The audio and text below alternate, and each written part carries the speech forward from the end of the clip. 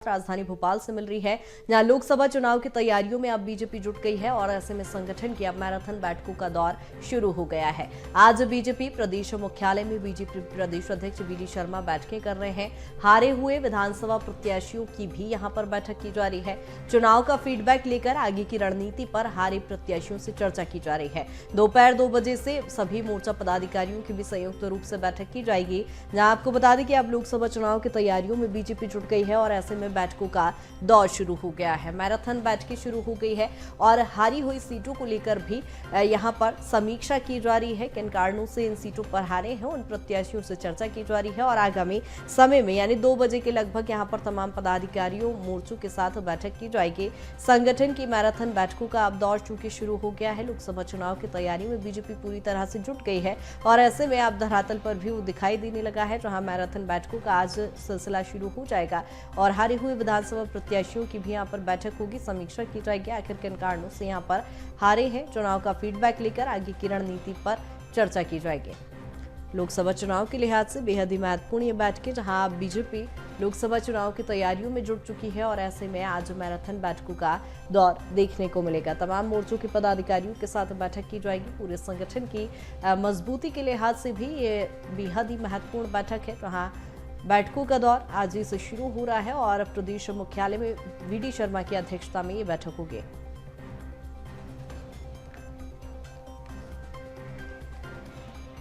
और वहीं राजधानी रायपुर से खबर, जहां बीजेपी पदाधिकारियों की राजधानी रायपुर में भी बैठक है। बीजेपी प्रदेश कार्यालय कुशाभाऊ ठाकरे परिसर में ये बैठक होगी, जहां लोकसभा चुनाव की तैयारियों को लेकर चर्चा की जाएगी। बीजेपी प्रदेश सह प्रभारी नितिन नवीन बैठक कर रहे हैं, जहां भाजपा पदाधिकारियों की बैठक जारी है, जिसमें श्री राम मंदिर प्राण प्रतिष्ठा के दौरान प्रदेश में उत्सव मनाने की तैयारियों को लेकर भी चर्चा की जाएगी। यानी छत्तीसगढ़ बीजेपी भी लोकसभा चुनाव की तैयारियों में जुट गई है। ऐसे में तमाम मोर्चों के पदाधिकारी इसमें शामिल होंगे और यहां पर नितिन नवीन बैठक कर रहे हैं और ऐसे में लोकसभा चुनाव की तैयारियों को लेकर यहां पर चर्चा की जाएगी। साथ ही श्री राम मंदिर प्राण प्रतिष्ठा के दौरान होने वाले उत्सव को लेकर भी, तैयारियों को लेकर भी यहां पर चर्चा की जाएगी। बीजेपी प्रदेश मुख्यालय में ये बैठक हो रही है, जहां नितिन नवीन बैठक कर रहे हैं। लोकसभा चुनाव की तैयारियों को लेकर ये बैठक की जा रही है।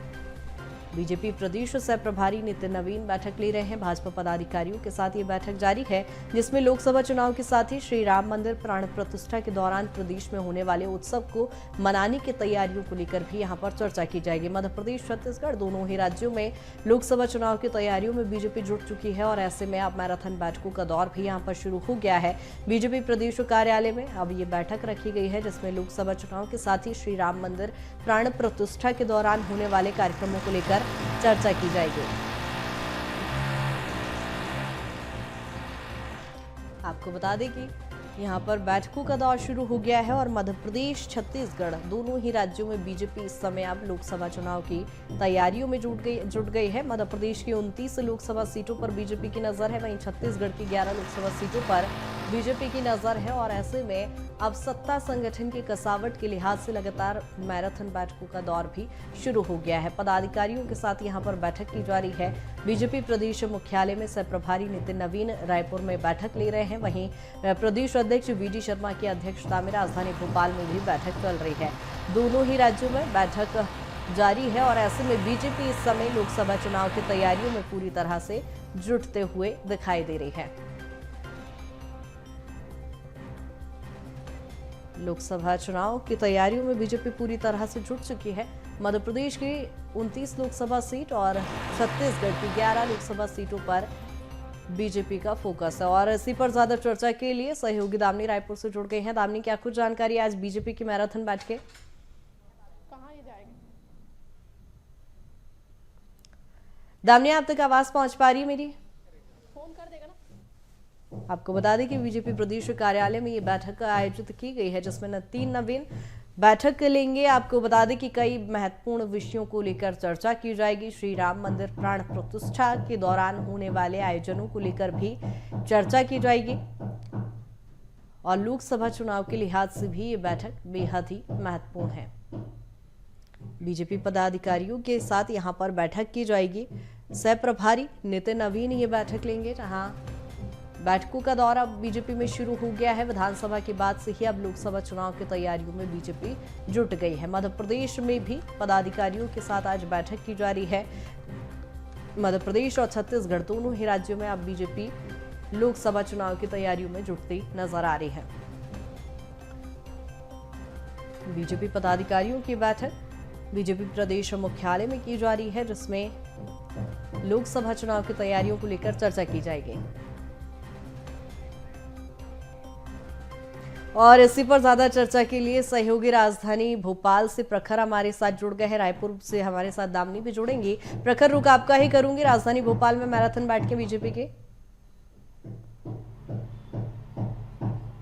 देखिए बिल्कुल कृतिका, लगातार मध्य प्रदेश बीजेपी की बैठकों का दौर जारी है। खासतौर पर लोकसभा चुनाव की तैयारी को लेकर अभी से बीजेपी जुट गई है। बूथ मैनेजमेंट के जो तमाम इन बैठकों में जो है बात निकलकर सामने आ रही है। खासतौर पर अगर बात की जाए तो आज जो बैठकें, 2 बैठकें आज बीजेपी करने वाली है, मैराथन बैठकें ये होने वाली है, जिसमें प्रदेश अध्यक्ष वीडी शर्मा के साथ तमाम प्रदेश के पदाधिकारी जुटेंगे। अगर बात की जाए पहले बैठक तमाम हारे प्रत्याशियों के साथ बीजेपी करने जा रही है। 67 सीटें ऐसी थी जो विधानसभा चुनाव के अंदर जो है बीजेपी के हाथ से छिटकी थी, जिनमें कई ऐसी कई दतिया जैसी हाई प्रोफाइल सीटें भी शामिल थी, जहां पर पूर्व गृह मंत्री नरोत्तम मिश्रा जैसे कद्दावर नेता हारे थे। वहीं अगर बात की जाए तो एक बैठक और बीजेपी आज दोपहर 2 बजे करने जा रही है, जहां पर तमाम मोर्चा के जो 7 मोर्चा जो बीजेपी के हैं उनके जो पदाधिकारी है वो जुटते हुए नजर आएंगे। साफ तौर पर अगर देखें तो जो लोकसभा चुनाव 6 महीनों में आने वाले उसको लेकर ये तमाम बैठकें की जा रही है। सीधे तौर पर विकसित भारत संकल्प यात्रा को जन जन तक पहुंचाने की बात निकलकर सामने आ रही। वही अगर बात की जाए हारी हुई सीटों पर ये जो बैठक होने जा रही है, वहां पर सक्रियता को और ज्यादा बढ़ाने की जो बात है वो कहीं ना कहीं होती हुई नजर आएगी। चूंकि अगर देखें तो ये तमाम जो सीटें हैं कहीं ना कहीं बहुत लंबे डिफरेंस से बीजेपी नहीं हारी थी। कई सीटें ऐसी हैं जो 400, 500, 800 वोटों से भी गंवानी पड़ी थी बीजेपी को। तो ऐसे में कहीं ना कहीं कहां गलती रह गई है, इसको लेकर भी पार्टी के जो अध्यक्ष है वो इन तमाम जो प्रत्याशी, हारे प्रत्याशी है, उनसे चर्चा करते हुए नजर आएंगे। चूंकि अगर बात की जाए तो आने वाले दिनों में लोकसभा चुनाव की रणनीति पर बीजेपी काम करना शुरू कर रही है। और वहीं बूथ मैनेजमेंट को लेकर भी इसके पहले लगातार बैठकों का दौर देखने को मिला। और आज भी हम बात करें तो आज भी इसी तरीके की बैठकें होती हुई नजर आ रही है। मोर्चा प्रकोष्ठों की भी बैठक आज तमाम 7 मोर्चों के जो पदाधिकारी है वो जुटने वाले हैं, यानी कि एक मोर्चा चाहे बात करें। यानी कुल मिलाकर कहा जाए लोकसभा चुनाव की तैयारियों में यहाँ पर बीजेपी जुट गई है। सहयोगी दामिनी भी हमारे साथ जुड़ी हुई है। दामिनी, जिस तरह से दिख रहे हैं आज तमाम पदाधिकारियों के साथ नितिन नवीन बैठक कर रहे हैं, क्या कुछ विषय हो सकते हैं? देखिए, आपको बता दें कि छत्तीसगढ़ में भी भारतीय जनता पार्टी के पूरे पदाधिकारियों की आज बैठक जो है वो रखी गई है, जिसमें विभिन्न विषयों पर चर्चा जो है वो आज की जाएगी। आपको बता दें कि लोकसभा चुनाव को लेकर भी इस बैठक में चर्चा होगी। साथ ही आने वाले समय में राम मंदिर के जो राम प्रतिष्ठा जो है नींव रखी गई है उस पर जो है पूजा और साथ ही लोकार्पण के एक तरह से कार्यक्रम जो आयोजित किए जाने हैं, उनके लिए प्राण प्रतिष्ठा के लिए जो कार्यक्रम आयोजित किए जाने हैं उस कार्यक्रम को लेकर भी इस बैठक में जो है चर्चा की जाएगी। क्योंकि बीते दिनों ही हमने देखा था कि जब राष्ट्रीय दल की बैठक हुई थी, बीजेपी के राष्ट्रीय दल की जब बैठक हुई थी तो यहाँ से प्रदेश अध्यक्ष भी शामिल हुए थे और इस दौरान ये कहा जा रहा था, ये चर्चाएं भी तेज थी कि राम मंदिर का निर्माण भारतीय जनता पार्टी ने कराया है। इस विषय को जो है लोगों के बीच में लेकर जाना है, ये एक बड़ी रणनीति है जिसे लेकर पूरी भारतीय जनता पार्टी में रणनीति बनाई जाएगी कि आखिर लोगों को ये यकीन दिलाया जाएगा कि लोकसभा के चुनाव के पहले राम मंदिर का निर्माण यदि किसी ने कराया है इतने सालों बाद तो वह भारतीय जनता पार्टी है। तो कहीं ना कहीं धर्म को लेकर भी छत्तीसगढ़ में सियासत जो है वो देखने को मिल सकती है। लेकिन हालांकि अगर आज की हम बैठक की बात करेंगे तो बैठक में तमाम विषयों पर जो चर्चा है वो की जाएगी। लोकसभा चुनाव की तैयारियों पर चर्चा की जाएगी। आने वाले समय में लोकसभा में किस प्रकार से मैदान में उतरा जाए, क्या कुछ रणनीतियां बनाई जाए, कैसे लोगों के पास जो है जनहित के मुद्दों को लेकर जाया जा सके, साथ ही केंद्र सरकार की योजनाओं को, उपलब्धियों को कैसे लोगों तक पहुंचाया जा सके, इन सभी तमाम विषयों पर रणनीति जो है आज तैयार की जाएगी, जो कि बैठक बेहद ही खास मानी जा रही है। नितिन नवीन की अध्यक्षता में यह बैठक होगी जिसमें तमाम जो पदाधिकारी है वो शामिल होंगे, प्रदेश जो एक तरह से अध्यक्ष है वो शामिल होंगे, समेत जो बीजेपी के के तमाम बड़े दिग्गज है वो भी इस बैठक में शामिल होंगे और बैठक में तमाम चर्चा जो है वो हो सकती है और रणनीति तैयार करके जो है इस पर विषय पे जो है आने वाले समय में लोकसभा चुनाव के मैदान में भारतीय जनता पार्टी जो है मुखर होते नजर आ सकते हैं। आपको बता दें कि 11 बजे का वो वक्त है जब बैठक शुरू हो जाएगी और बैठक में तमाम लोग जो है वो मौजूद रहेंगे और इस दौरान चर्चाएं जो है वो की जाएगी और जल्द ही रणनीति बनाकर जो मैदान में चुनाव के उसमें भारतीय जनता यानी बेहद ही महत्वपूर्ण ये बैठक है। प्रखर, जिस तरह से हम शुरुआत से ही चर्चा करते आए हैं, राम मंदिर एक हमेशा से देश का बड़ा मुद्दा रहा है। लोकसभा चुनाव सामने है, बीजेपी इसे भुनाने की कोशिश कर रही है, लेकिन मध्य प्रदेश बीजेपी की बात की जाए तो क्या कुछ तैयारियां?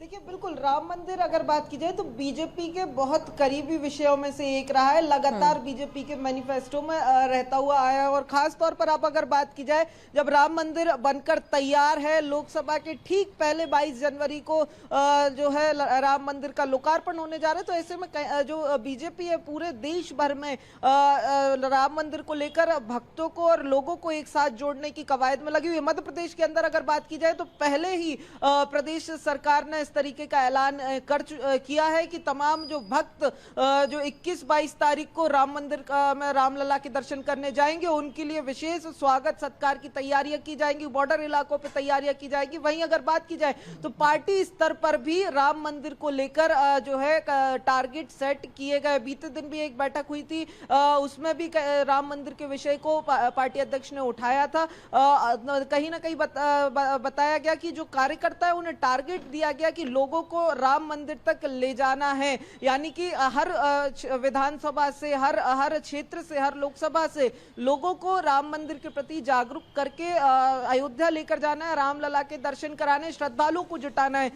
वही बात की जाए तो ये तमाम कवायदे एक तो दो दिशा में कहीं ना कहीं जो है वो केंद्रित हो जाती है। एक तो बीजेपी का जो लंबे समय से, जैसा मैंने पहले भी कहा, जो लंबे समय से मैनिफेस्टो में लगातार राम मंदिर निर्माण की बात रहती हुई आई है और लगातार राम मंदिर के संघर्ष को लेकर बीजेपी नेता सामने दिखाई देते रहे हैं। और दूसरी तरफ अगर बात की जाए तो लोकसभा चुनाव जो अगले साल यानी कि 2024 के शुरुआती महीनों में होने जा रहे हैं और उसके पहले जनवरी में ये जो राम मंदिर का निर्माण है ये होगा, तो कहीं ना कहीं लोकसभा पर सीधे तौर पर मध्य प्रदेश की 29 सीटों पर राम मंदिर का असर जो है वो दिखाई पड़ सकता है। वही बात की जाए तो लगातार हमने विधानसभा चुनाव में भी देखा कि राम मंदिर के मुद्दे को लेकर लगातार सियासत तेज होती रही और ऐसे में अब जब राम मंदिर का निर्माण होने जा रहा है, बिल्कुल आखिरी मोमेंट पर लोकार्पण अब बिल्कुल होने जा रहा है, तो ऐसे में और उसके बाद कहीं ना कहीं राम पर सियासत बीजेपी को लाभ भी पहुंचाती नजर आई है। देखने वाली बात होगी लोकसभा चुनाव में इसका कितना असर होता है। दामनी लगातार बनी हुई है, दामनी जिस तरह से देखा राम मंदिर को लेकर तो यहाँ पर चर्चा हो ही जा रही है, लेकिन चूंकि एक बार फिर सत्ता वापसी में आई है बीजेपी, तो ऐसे में कोई भी चूक करना नहीं चाहेगी। जब तमाम पदाधिकारियों के साथ बैठक हो रही है, मोदी की गारंटी सभी धरातल पर उतारने की यहाँ पर कोशिश की जा रही है, मैनिफेस्टो की सारी चीजें धरातल पर लाने की कोशिश की जा रही है। क्या कुछ आगे रणनीति होगी कि लोकसभा चुनाव में भी पूरी 11 सीटों पर इस समय नजर है बीजेपी के? देखिए, आपको बता दें कि भारतीय जनता पार्टी की ओर से जो घोषणा पत्र में घोषणाएं की गई थी, जो गारंटी दी गई थी, उस गारंटियों को पूरा करने का प्रयास जो है वो पूरा किया जाएगा। और आपको बता दें कि बीते दिनों ही मुख्यमंत्री विष्णुदेव साय का एक बयान सामने आया था जिसमें उन्होंने कहा था कि मोदी की जो गारंटी में हमने घोषणा की है उन तमाम जो घोषणाएं हैं उनको हम पूरा करेंगे और आने वाले समय में जो 5 साल रहेंगे उसमें पूरे घोषणाओं के अनुरूप ही जो है काम किया जाएगा। साथ ही ये भी बातें कही जा रही थी कि लोकसभा चुनाव के पहले अगर हम देखते हैं तो एक तरह से बीते दिनों ही एक घोषणा मुख्यमंत्री विष्णुदेव साय के द्वारा की गई थी, जो कि धान और चावल, जो कि छत्तीसगढ़ में एक तरह से मुद्दा रहता है हमेशा से ही, जो है भारतीय जनता पार्टी और कांग्रेस दोनों ही धान और चावल राशन के मुद्दे को लेकर जो है आमने सामने रहते ही। और एक बार फिर से जो है धान खरीदी के बाद अब जो है चावल को फ्री में दिए जाने को लेकर छत्तीसगढ़ में सियासत जारी है। और ऐसे में अगर आपको बता दें कि फ्री में अगर चावल दिया जाएगा किसी भी गरीब परिवार को, तो 64 लाख ऐसे परिवार हैं जिन्हें फ्री में मुफ्त में राशन जो है वो दिया जाना, मतलब साफ जाहिर है कि आने वाले समय में जो लोकसभा चुनाव है इसे लेकर भारतीय जनता पार्टी ने रणनीति बना ली है। इसकी वजह से ही इसे ध्यान में रखते हुए ये घोषणा की गई है कि आने वाले 5 सालों तक जो है